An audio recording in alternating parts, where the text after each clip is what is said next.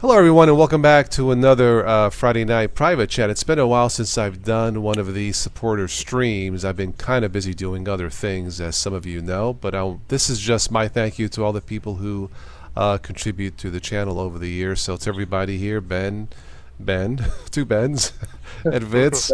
Thank you. I should call them Ben 1 and Ben 2. Ben Fitz, Ben Fitz, Ben and then Gentoo and Ben Arch. Ben Arch. Okay, there you go. So thank you to all of you and to all of you who watch this later. If you'd like to join these private chats for us adults, as it were, you can support the channel through PayPal, Patreon, or through the Super Chat. And who knows, you might be invited. I invited about 20 people, including myself, but it was late notice. It's a holiday weekend. I didn't expect a lot of people to come in. But that being said, we are here. So tonight's topic will be Huawei. The main topic will be Antergos Linux. Antergos sleeps with the fishes, as it were. It's sunk. We'll get to that in a second. So again, welcome everybody here now, and those of you who watch this later on YouTube. Yes. Huawei. Well, hold on, Toss. I just want to say that, folks, for you, those of you watching, you can view Benjamin as Ben Arch and me as Ben Gentoo, like I said. So okay. Just wanted to make that disclaimer. Huawei. So there's been this ongoing trade dispute between the Trump administration and China, security issues supposedly. It's been all over the news. Personally, I'm sick of it. I don't know why. I don't have any Huawei products. It's kind of silly because I was looking this up, doing some quick research about this yesterday. And this is really more an issue as far as Huawei is concerned. I think it's more an issue of politics than it is about security. So I looked up Huawei because people are saying, oh, this is the end of Huawei because they won't be able to use Android. And now it says Huawei can't officially use micro SD cards in its phones and this and that. So that might be done. No. I looked up their sales for last year, $105 billion. That's billion with the B. Not million, B. In fact, they're up there in sales, the top 10, like with Apple and Microsoft, and that says a lot. So what does that mean in the whole scheme of things? As far as this trade dispute or this spat between Washington and Huawei, it's nothing because $105 billion, that's going to buy you a lot of politics, meaning politics to fix things, to straighten things out. And now there was just a couple hours ago, Washington or Trump announced Huawei could be part of a trade deal. Well, there you go. So in the short term, it may be bad for Huawei, but I don't think Huawei needs the U.S. to succeed. But that being said, things will get ironed out. It'll be part of a trade deal, and everything will be just fine with Huawei, in my opinion. So all this talk about the demise of Huawei and, people with Huawei products will be stuck with bricks. It ain't going to happen. Trust me on that. $105 billion will buy a lot of politics to fix things. I'm not saying it's good or bad. I'm saying that's how this type of business works. So as far as Huawei is concerned, forget about it. It'll be okay. All right? All right. The main topic. Linux. Antergos Linux has shut down after a number of years. It's unfortunate. This is... just briefly, this is off Beta News. It says, yet another Linux distribution shuts down and the open source community should be worried. No, there's nothing to worry about. There are, when you count all the offshoots and forks, there are about 600 Linux distribution choices to choose from. Okay, now we have 599. What's to worry about? It's unfortunate. It should not have happened. But things like this happen. It's one less choice. When you have hundreds of choices, now I'm not saying that they're all good and stable, but the point is they are choices, and one shuts down. It's not that big of a deal. And, from what I read here, they had 900,000 downloads in the course of 5 years. That's not a lot. When you think about it, considering there are almost 1 billion Windows users. And they shut down because, according to this, what they were doing was not sustainable. When does any kind of a job, a project, or something like that, when does it ever fail?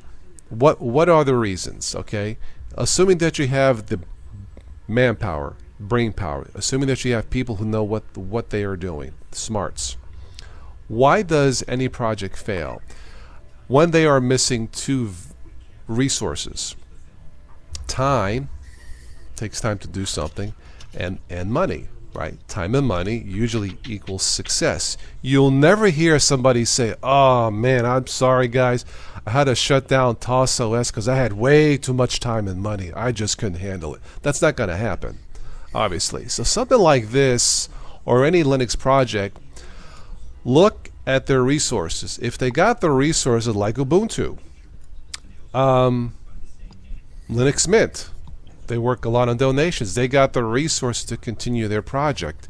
If they have the resource, chances are those entities will survive. And it could be, not just Linux, but anything in general. When you have the resources, chances are, now unless something drastic happens, I suppose it's possible to have all the resources and still build a crappy product. Look at Boeing. Some of their planes. It's been a Windows. Yeah, or Windows, right? And Windows. But it's possible. But chances are, if you got the resources, time plus money usually equals a quality product. Not always, granted. But this thing with Antergos, it's unfortunate. I think I tested this once, and I liked what I saw, so it is unfortunate. It's based off of Arch. I generally don't recommend Arch for newbies.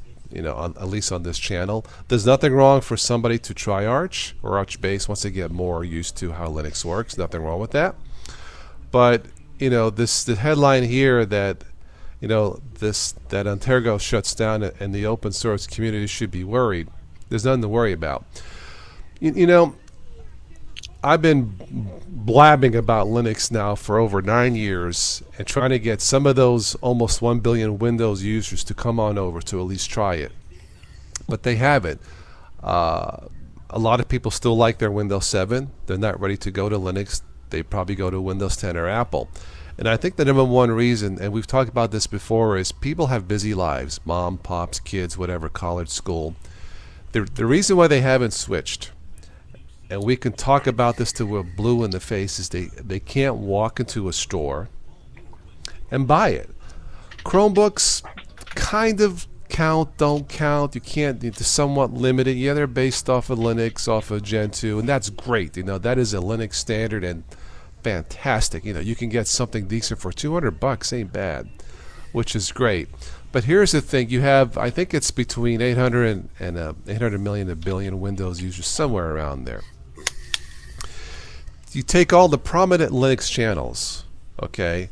Linux channels with thousands of subs. I don't think there's any with millions of subs, subscribe. But you add them all up, take all the Linux channels out there that you guys watch, that you've heard of, combine them all, a couple 100,000 subscribers total. That's not a lot in the whole scheme of things. So again, we haven't been able to crack that, to pass that threshold to tell Microsoft users, Windows users, hey, come on over to Linux if you're not happy with Windows 10. And Windows 10, I'll admit it, I use it as a backup. It feels bloated. It feels unnecessarily more than what it should have been. Windows 7 felt just right. And I think that's why a lot of people are sticking with Windows 7 until the end. I don't blame them.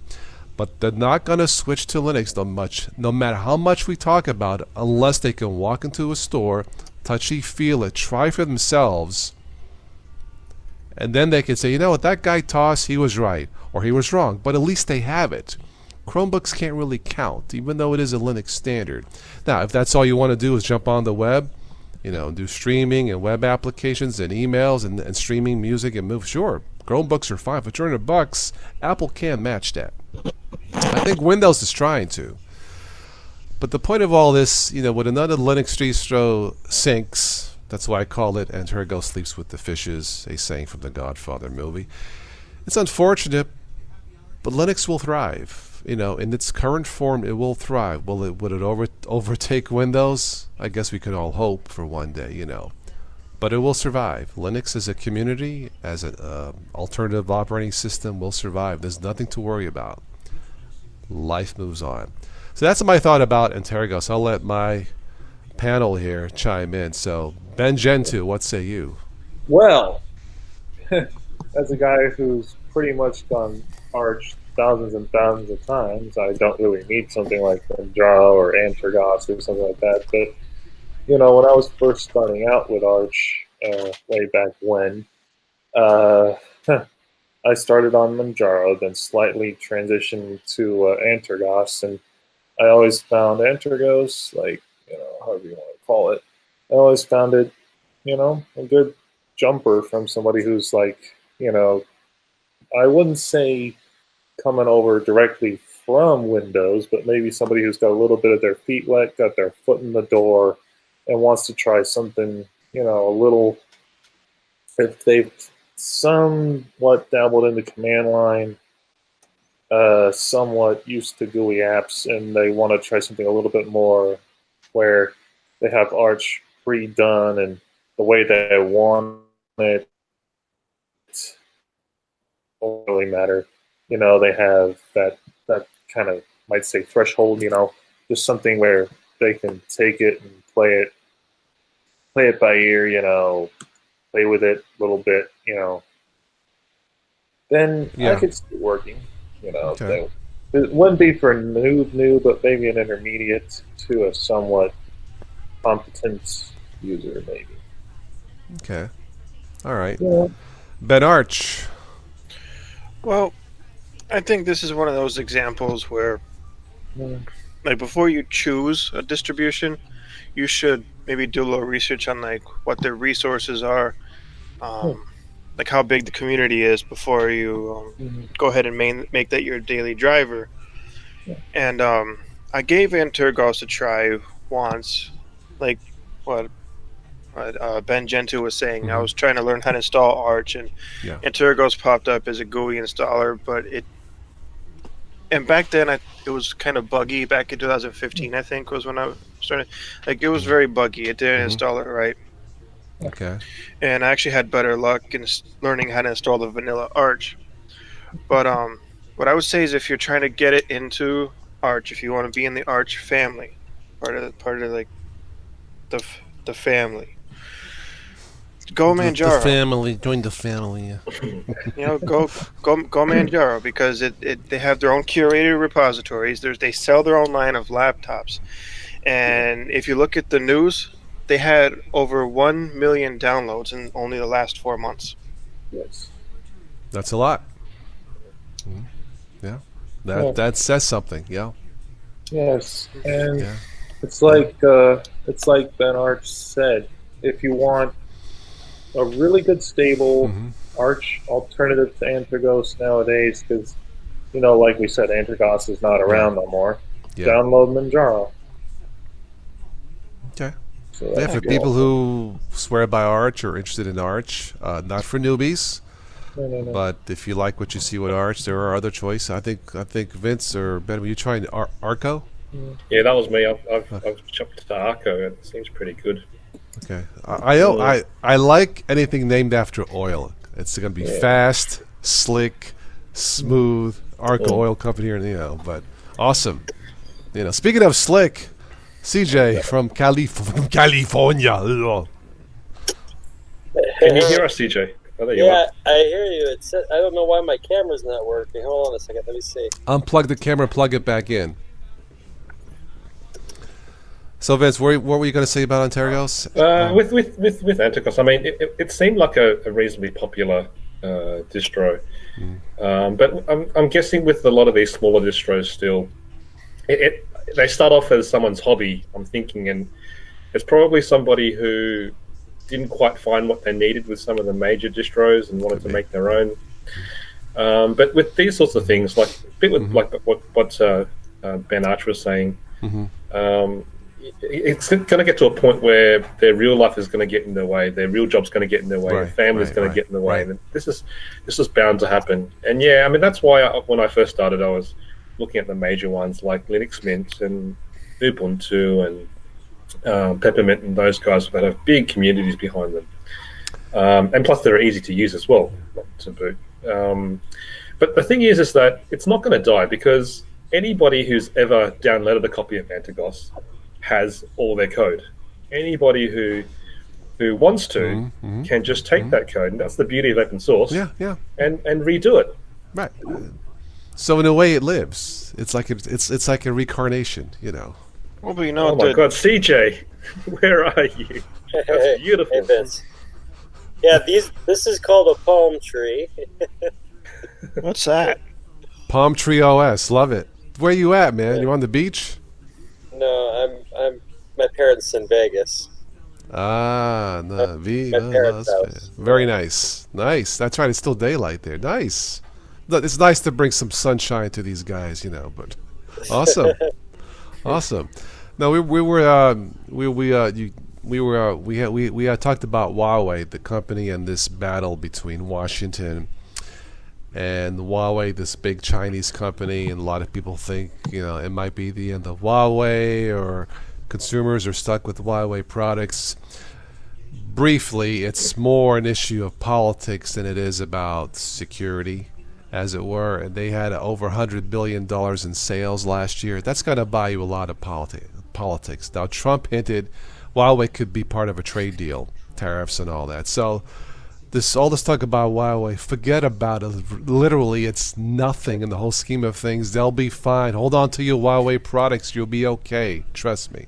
Well, and then we moved on to Antergos. Yeah. From what I heard about Huawei. Okay, you go on, CJ.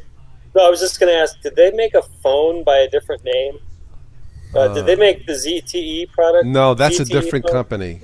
The phone they make is the Honor phone, is one of them. Honor, I think. Okay. I think. With Huawei, they're a massive company. They're huge. But everyone's been talking about all the consumer products, the laptops and the phones. But my understanding with Huawei, because we actually banned them a little while back as well here in Australia. The biggest problem was that they actually make a lot of the networking equipment for things like cell phone networks and things. Right. I think it was that stuff that some of the countries were discovering backdoors in. And especially I think us and the Brits were a bit concerned, as well as, of course, you Americans. And with the new 5G rollout, they were going to be quite a big player in that, probably the biggest player in that. Right. And everyone's concerned that you know, if there are backdoors in the actual intrinsic network itself, where everyone's phones are connected to, that's a concern.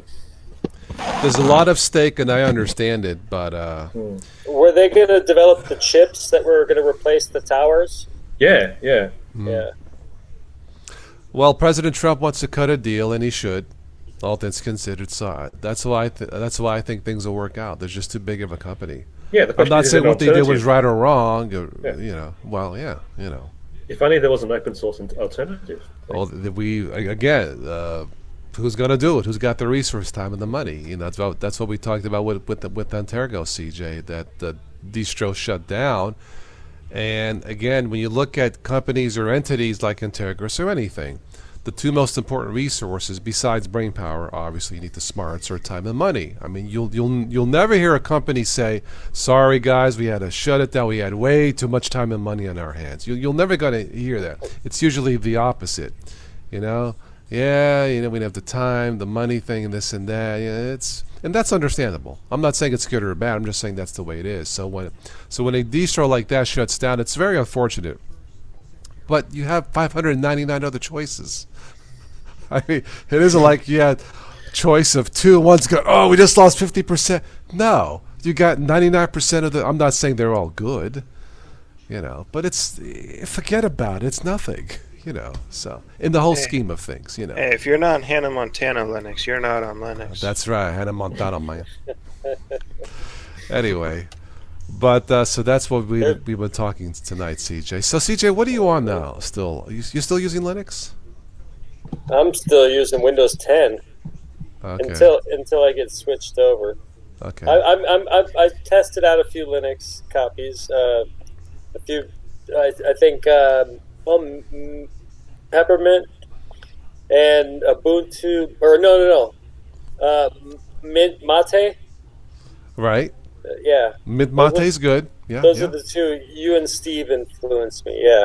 Very good. I have sensed, you know, I don't have those I haven't I have nothing Linux right now, so okay. I shouldn't even be here. But that's kidding. Okay. No, look, there are still almost a billion Windows users, and there's a reason for it.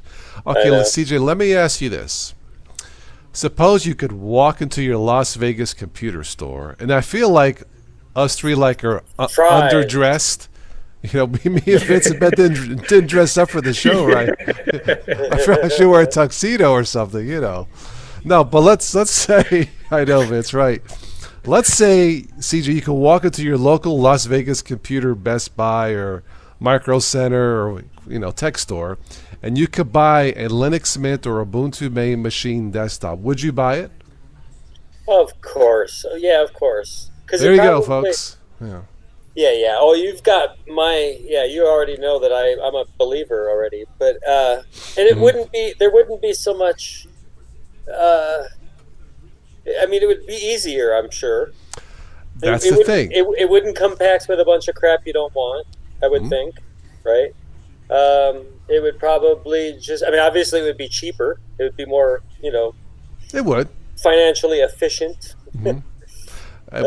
But see, we all have busy lives, just like you. And no matter how much myself or other YouTube channels, Linux channels profess, you got to try Linux, this is what you need to do. You don't have the time to tinker with everything, do you? You just don't. I've done Linux now since 2006, but I forced it upon myself to be self-taught for the most part. But I can't tell the whole 800 plus million Windows users to do self-taught. It's not realistic. But if they could walk into a store, buy it, pre-tested, pre-debugged, there you go. Now they can say, that guy Toss was right, or Switch to Linux was right, or this guy was right. It's easier to sell that. But when they can't physically buy it, it's tough. It's tough to tell them, The question is, it's already answered. Okay, so Windows handed us the computer era, the personal computer era, and Apple. People want to argue, blah blah blah. But Linux or open source programming is going to take us in the future. We're already grown up. We already understand this a little bit more. So the average person knows it a little bit more nowadays than we did 20, 30 years ago. So that's what's going to make Linux more popular as time goes on. Yeah. The average 11-year-old is going to know how to get themselves through. Well, they already do now, but. We talked about this before he came on, but you have over 100 million Windows users, if the numbers are correct, going on 1 billion. That's a lot, and only so many Linux users. Chromebooks don't count. If all you do is web-based, Chromebooks are perfectly fine. So if you are a Windows user, you're always on the web and that's it. Chromebook for $200, trust me, you'll be fine. Putting that aside, it's a tough sell because there isn't a machine locally to sell to a Windows user like yourself. So, and it's a tough sell because I mentioned before, if you take all the somewhat prominent Linux channels, that have thousands of subscribers, and you combine them all, maybe a couple 100,000 subscribers versus almost 1 billion Windows users, that's a tough nut to crack. It can be done, but it's tough because I think number one problem, again, you can't walk into a store to buy a freaking machine that's been pre-tested. And I almost get the impression that market forces, whatever they are not interested in a mass-marketed Linux machine that's affordable for the masses, at least not now. In spite of all the headaches, I was updating one of my ThinkPads, a dual-core, was updating Windows. I wanted to install iTunes so I can at least do something with my iPad. Oh, I have to wait to install the Windows updates first, then I can do this, then I can No. No, where's the freaking hammer? See, with Linux, it's plug and play. Well, iPad, you can't plug and play, but with an Android device like Samsung or a Fire, you can plug them. That's the beauty of it. So the headaches are there, even for me who has patience. I'm like, Jesus, I spent over an hour. I still got to reboot. But that's one of my biggest complaints. For the mom and pop Windows user who don't have the time to tinker, they'd rather do that. That's where we're at. Anyway, we're also talking about Antergos. Talking about Antergos, and it went. It's sunk. sleeps with the fishes. That's unfortunate.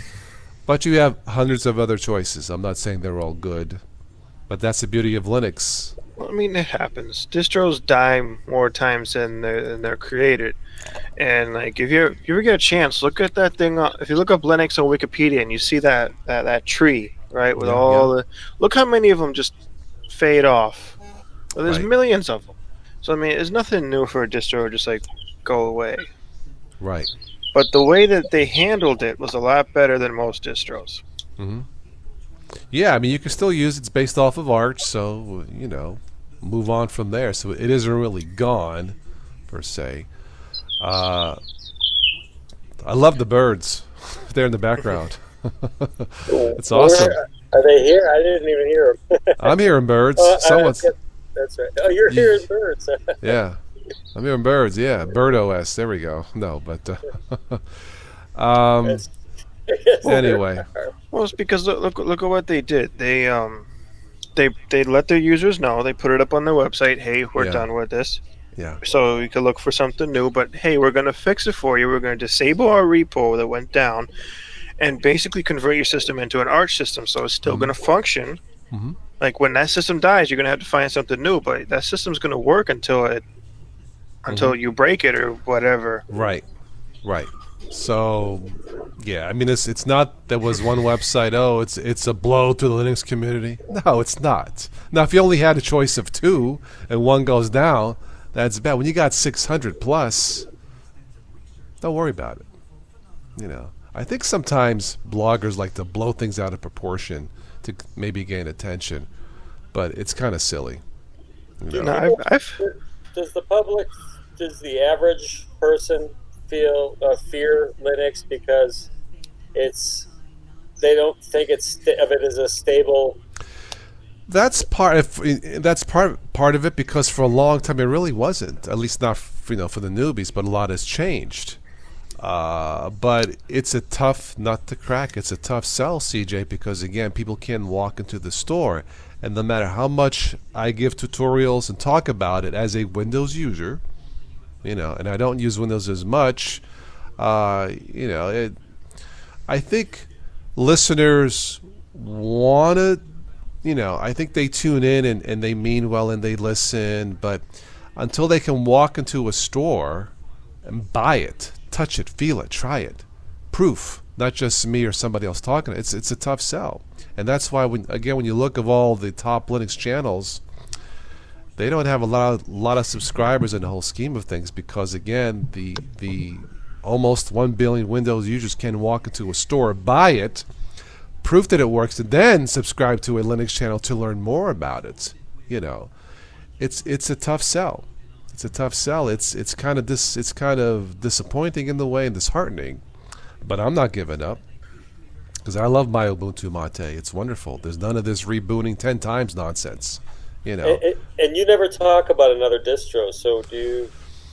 No, I do occasionally. You do. I mean, I guess you try them, but like that's your go-to. That's your Ubuntu Mate. Yeah, I think it's important to keep the newbie less confused, as it were. Pick one, go with it, learn it as much as you can, inside out. Use it every day. To tell the newbie, this is proof. I use it every day, and this isn't even an LTS. This is only supported for 9 months, but they generally don't tend to be quite as stable. It's wonderful, Now I'm not saying a newbie do that. I think they should stick with the 3 or 5 year type of Ubuntu's, But yeah, I pick this. Now I install Peppermint 10. I'll talk about that, because it could be somebody tries this. I don't like the looks of this, or it does this, or it does that. That's cool. Let's try Peppermint. Let's try regular Ubuntu, or whatever, Linux Lite. Another form of Linux Mint, the Mate or XFCE version. But for me right now, after 13 years of doing this, 14 years now, it's been a while, 13 years. I think it's best for me to stick with one, be comfortable with it, and then when somebody asks me a question, well, I recommend Ubuntu Mate because this is what I use, and it's proof that it works. So. Yeah, Mate is clean. It's a real good, clean, fresh-looking layout. I do like it. It's not shocking to the system. It's not, oh my God, what the heck is that? There's none of that. And you can customize it, make it more fancy if you want to. And I think that's why something like this for newbies. Now, once you learn to move on, you may want to try something that's, less boring, as it were. But you know what? To me, boring equals stable. Stable's exciting, so. But I'll stick with this, yeah. Oh, I think that's actually really wise words, that you should find something that just works, first of all, and then stick with it, really, really learn it. And that's what I've been doing for the past year or so. And just trust in Toss's wise words. It's worked out for me. Vince, what distro do you use? I started with Linux Mint Cinnamon, and then I got really, really adventurous. Went to Peppermint, and I use both still. I've tried Ubuntu before, a long time ago, and I still have Ubuntu like on a USB somewhere. But then I got really crazy and decided to install i3 window manager in all of those, because I just thought I'd just give it a go. I've heard. Well, Vince has the time. Yeah, well, not really. I'm up till early hours of the morning. Okay, you've got the patience. Yeah, rephrase. You've got the patience. I think patience is key. Yeah. Yes, I have a lot of patience. Yes, you got patience. Right. Well, remember back in the day when they used to say, you'd say, I want to buy a computer. And people would say, this is like 20, 30 years ago. No one asks this anymore. People would say, well, don't just buy a computer. What do you want it for? What do you need it for? What do you want to use it for? People used to ask that. Today, I used to, when I wanted to buy 120, I bought a Gateway in like 98. I remember buying this. That probably was not my first. Okay.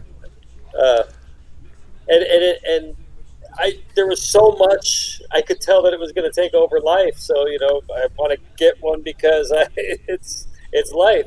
But no, today, did you say that about distros? Like, does it depend on what you want, your application, what you want to do, Well, I need, because of what I do on YouTube, I need one that's multimedia stable, as it were, such as Kdenlive and screen recording and editing. For the content consumer, they don't need all that. For the content creator like myself, I need to go above and beyond just the basics, just browsing the web and email. I need to go beyond that, and Ubuntu Mate fits the bill. It's just one of those things where I've been comfortable with Ubuntu Mate, and I'm just going to stick with it.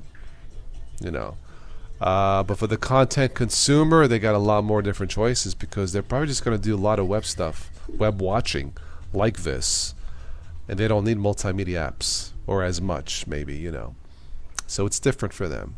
They don't need to fine-tune as much or do as much, as it were. That's why I think Chromebooks, Linux-based Chromebooks are terrific for people who are mainly on the web. Like CJ, if all you're going to do is, web-based applications like this, Chromebooks for you is perfect. Pre-tested, pre-debugged. $200, machine will be fine. It sounds hard to believe, but I think it'll be fine to stream, play music and stuff like that. And you can hook up a USB stick to it and save your files and stuff if you want to. But yeah, maybe for you, maybe that's the answer. They update in the background. They will be guaranteed supported for 5 years or more. It's not bad. I think even in fairly niche use cases like, say, music production or video production, the Linux community, I think, it's large enough so that there still would have been somebody who has done that before and knows how to do it and has maybe even created a program to do it. Particularly since Linux is so tech heavy, people who are very, very tech savvy have made something for whatever use case you should have. You just got to take the time to learn it. That's it. Yeah. That's true. Yeah. See, with anything, it's one of those things where, in general, Linux multimedia in Linux continues to struggle to keep up with this Windows and Apple counterparts. The latest Kdenlive is 2 steps backward in my opinion. It's probably stable, but they changed the workflow and the features, and it's awful. I was really disappointed I went to the previous one, which is fine. There's nothing wrong with that. But in general, I think multimedia applications in general is not quite up to par yet. Again, because part of it, we don't have a national standard for Linux, for multimedia. We just don't have it. Chromebooks come close, but it's not enough. It's just not enough. But it can be done. You can do what I do, edit on Linux. Once you pick the right Linux-based operating system matched to hardware that you have to find that perfect marriage. It sounds impossible, but it's not. It can be done. It takes some time and patience. So if your favorite Linux distro syncs, as it were, say was Antergos, don't worry about it. There's other choices out there that might even be better. And that's the beauty of Linux. You're not stuck with one thing.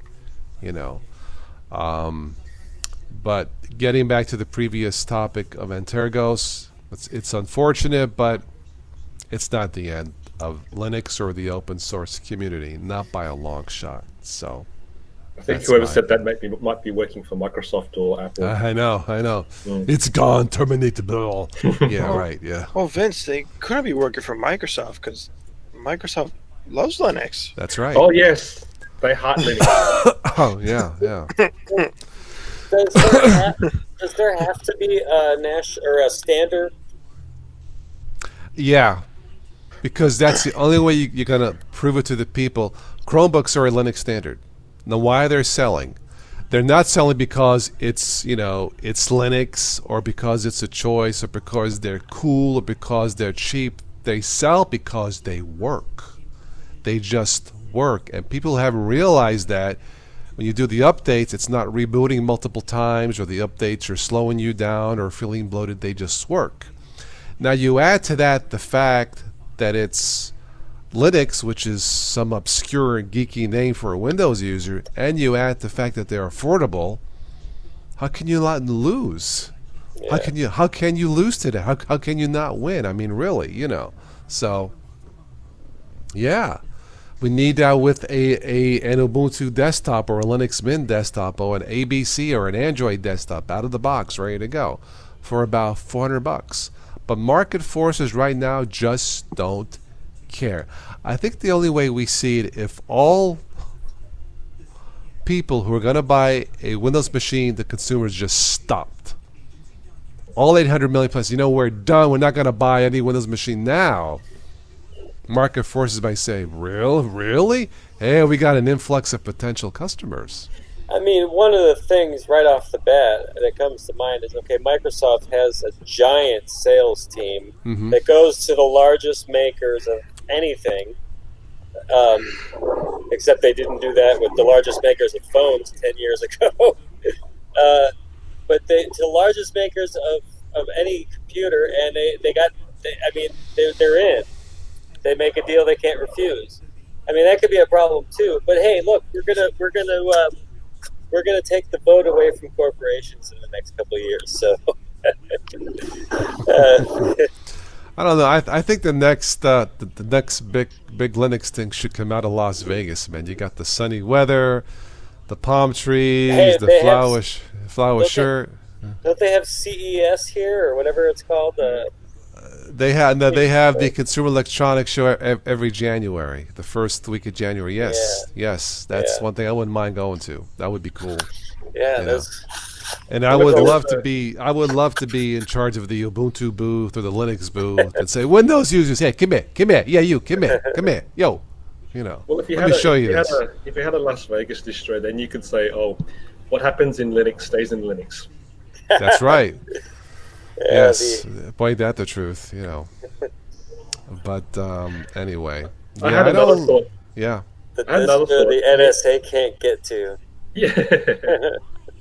So I had another thought. I'm thinking, Carmine, maybe because so many distros out there, you've got this distro that does one thing well, and another distro that does another thing well, and so maybe, Carmine, you could put your godfather hat on and say, okay, let's get the families together.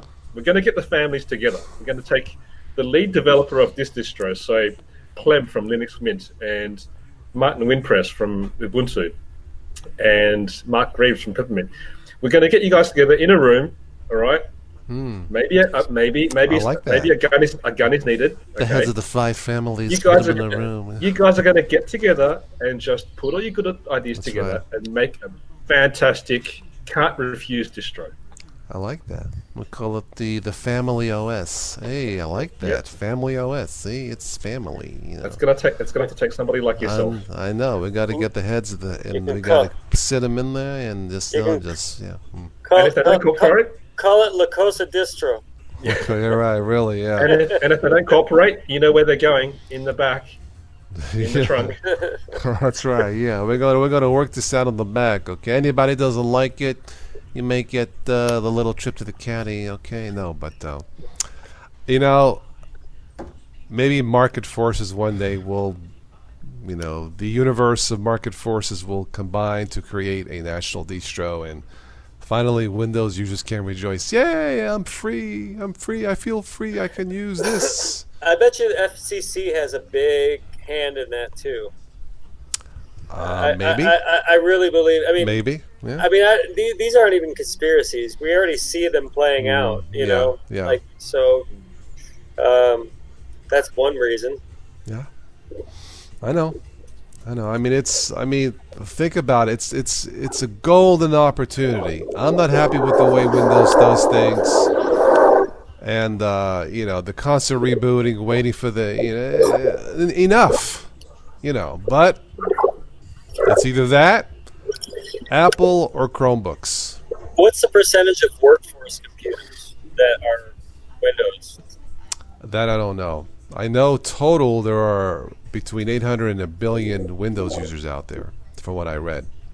That's a lot. That's total, Chromebooks, I don't know the percentage, but all things considered, they're selling pretty good because the price is right and they work. I don't know the percentage, but I would be perfectly happy to do all my streaming on a Chromebook. I couldn't do all my work on a Chromebook, but I would be happy to have a $200 Chromebook and do this streaming just on the Chromebook. I would trust it 100%. Do you do this off of do you have a desktop? Yeah, this is off a desktop. Yeah, this is off a desktop. Yeah. That's what I want to build again soon.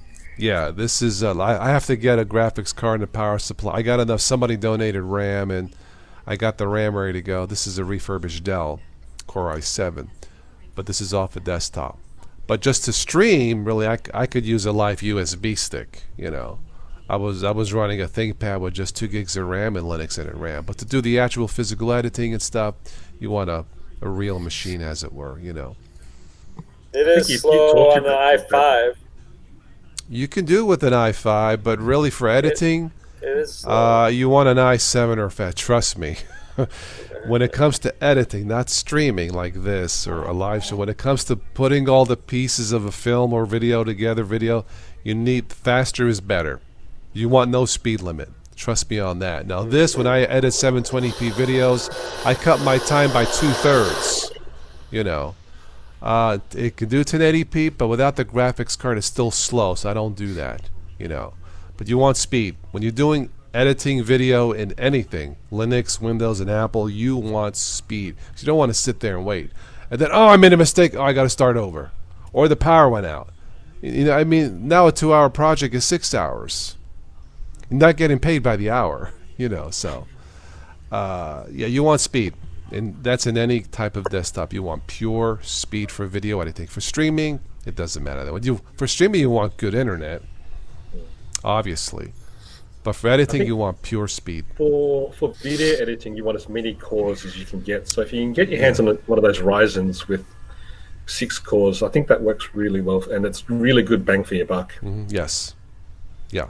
This is a quad core with 8 threads, 16 gigabytes of RAM, Core i7. So I got the foundation for it, but this didn't come with the graphics card. That's what I need to get next. Then once I get the graphics, like a 4 gig graphics card, then 1080p will just fly, for or even 4K. But 4K I don't need, But yeah, CJ, when it comes to computer, if you're going to buy or build one, you want speed, because video editing is time consuming. Trust me. Yeah.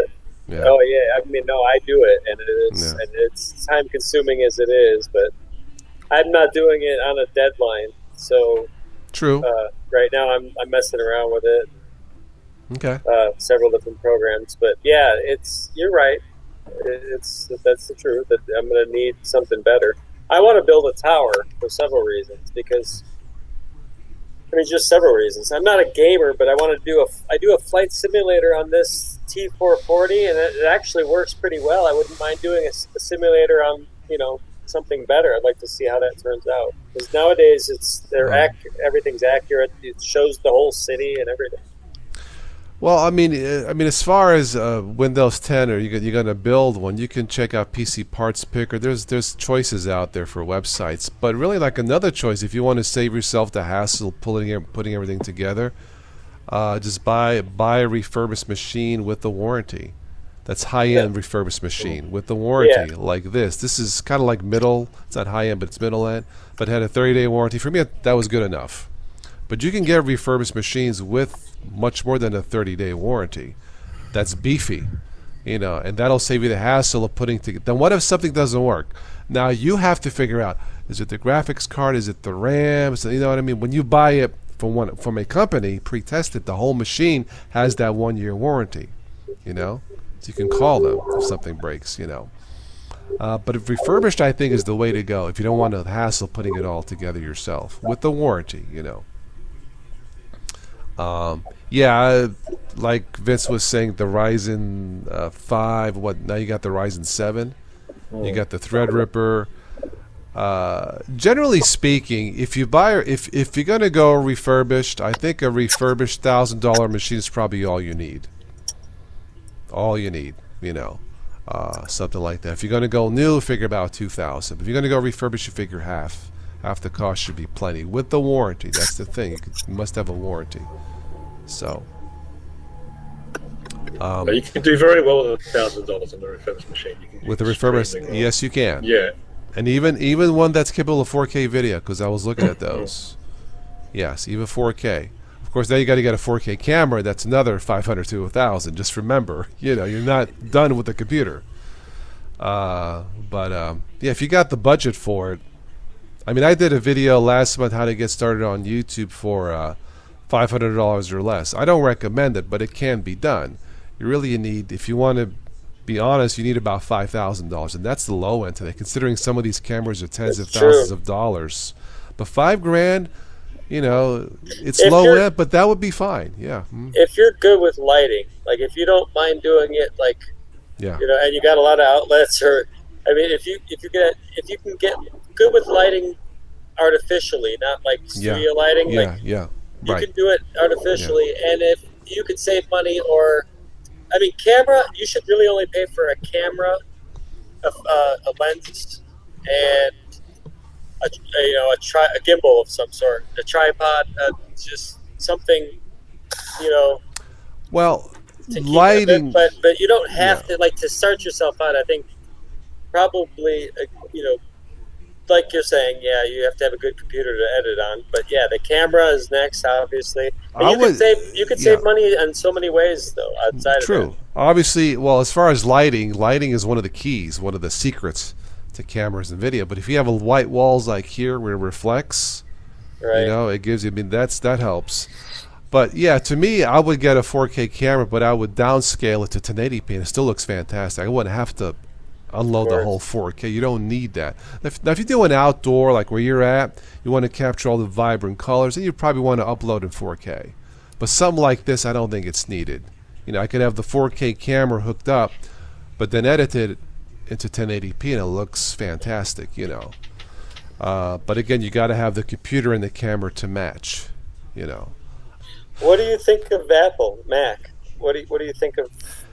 Look, I see a lot of professional YouTubers, hundreds of thousands, millions of subscribers. That's all they use. It's got to be for a reason. So I don't have it. I don't have the budget for it. If I had the budget, I would definitely buy one. And I would see for myself. I give it the toss test. What's going on here? But, our friend Stephanie, the singer, she uses both PC and Apple. Now, neither is perfect. But she has found Apple in the long run to be more stable. A lot more stable. So it is. But yeah, I wouldn't mind using Mac. Yeah. Yeah. From strictly an operating system perspective, I would say Mac OS is pretty good. Apple has decent hardware, but it's not worth what you're paying. The cost issue. Now refurbished Apple is probably the way to go. But is the operating system less bloated? It seems that way, and it just works. At least for our friend Stephanie, it just works. But Windows and PC is the better deal. But the updates tend to, to be. And what I'll give Apple is they don't force their updates either. They'll tell you when they're there. Okay. It works a lot like the way they work in Linux. Okay. Yeah. So yeah, a lot of YouTubers, they swear by Macs. In fact, you see their stuff in the background, and I don't blame them because they don't want to waste time spending hours editing or trying to figure out which update does what. So, but yeah, it works. Are they priced right? Probably not.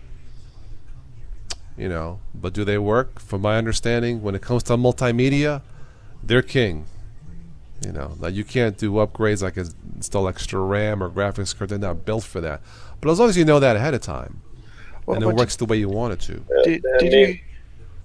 Go ahead. No, go ahead, Ben. I was gonna say, did you guys hear what Adobe's doing? Like threatening people to remove their if you have Adobe software that's 2 versions behind, they're threatening legal action if you don't delete it off your computer. What's up with that? I heard that it's to do with some other third-party licensing deal that Adobe had with was it Dolby? Yeah, that's Dolby. That rings a bell. Yeah, and so because that relationship fell apart, anyone using an older version of Adobe can't use it anymore because they might get sued by Dolby. I'm thinking of the singer Dolby. Dolby Didn't he have a Sound, hit song? You blinded me with science. Thomas Dolby, is that his name? Remember that song, classic? She blinded me with Linux. But the thing that gets me is I remember back when Adobe some of their suites were like $1,000, $2,000, and it's not cheap. And now they're telling people who paid that price you can't use that anymore. Delete it or I'll sue you.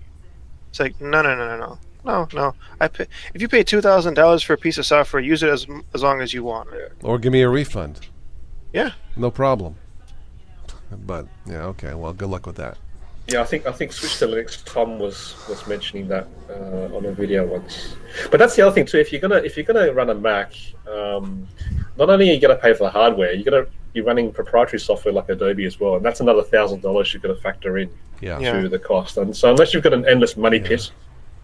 Final Cut Pro isn't cheap either. Yeah. Just a bit off topic. Anybody try the new Firefox? I guess it's supposed to be a lot faster. I guess I have it. I guess it updated to it. It does seem a little bit more zippier now that I think about it. But what version is that supposed to be? 67, I believe. Yeah. Zippier than it used to be. Zippier than Chrome. Well, I wouldn't say fast. Just this. Maybe as fast, because it was really lagging behind, especially in Linux. But now it seems okay. They promised this would be a lot faster, but it's version 67. Yeah. Might give it a go. Yeah, it seems okay. I've been on Chromium for a long time now. Okay. Yeah, I use Chromium too. All right. I want to thank all my guests here for appearing on this private chat on this wonderful Friday evening. Happy holiday weekend to all of you who celebrate that here in the United States. Happy Memorial Day, and we'll hope to catch you on the next private chat. So, arrivederci. Bye. See it. Happy Memorial Day.